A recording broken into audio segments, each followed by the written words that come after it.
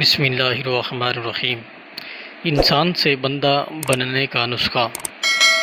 میں گھر سے نکل کر روڈ پر چلا جا رہا تھا کہ ایک بابے نے زمین سے چھوٹی سی ٹہنی لی اور فرش پر رگڑ کر بولا، لو میں تمہیں انسان کو بندہ بنانے کا نسخہ بتاتا ہوں۔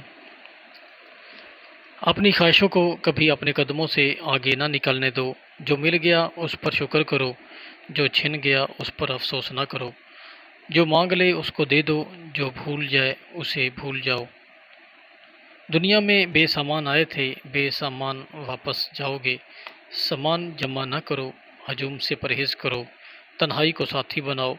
جسے خدا ڈھیل دے رہا ہو اس کا کبھی احتساب نہ کرو۔ بلا ضرورت سچ فساد ہوتا ہے۔ کوئی پوچھے تو سچ بولو، نہ پوچھے تو چپ رہو۔ لوگ لذت کو پسند کرتے ہیں اور دنیا کی تمام لذتوں کا انجام برا ہوتا ہے۔ زندگی میں جب خوشی اور سکون کم ہو جائے تو سیر پر نکل جاؤ، تمہیں راستے میں سکون بھی ملے گا اور خوشی بھی۔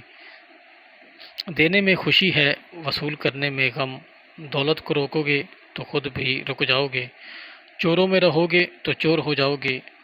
اللہ راضی رہے گا تو جگ راضی رہے گا، وہ ناراض ہوگا تو نعمتوں سے خوشبو اڑ جائے گی۔ سادھوؤں میں بیٹھو گے تو اندر کا سادھو جاگ جائے گا۔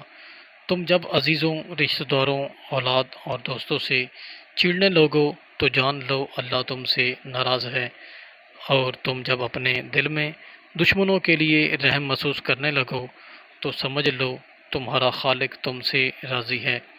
ہجرت کرنے والا کبھی گھاٹے میں نہیں رہتا۔ بابے نے ایک لمبی سانس لی، اس نے میری چھتری کھولی اور میرے سر پر رکھی اور فرمایا، جاؤ تم پر رحمتوں کی یہ چھتری آخری سانس تک رہے گی۔ بس ایک چیز کا دھیان رکھنا کہ کسی کو خود نہ چھوڑنا، دوسرے کو فیصلے کا موقع دینا، یہ اللہ کی سنت ہے۔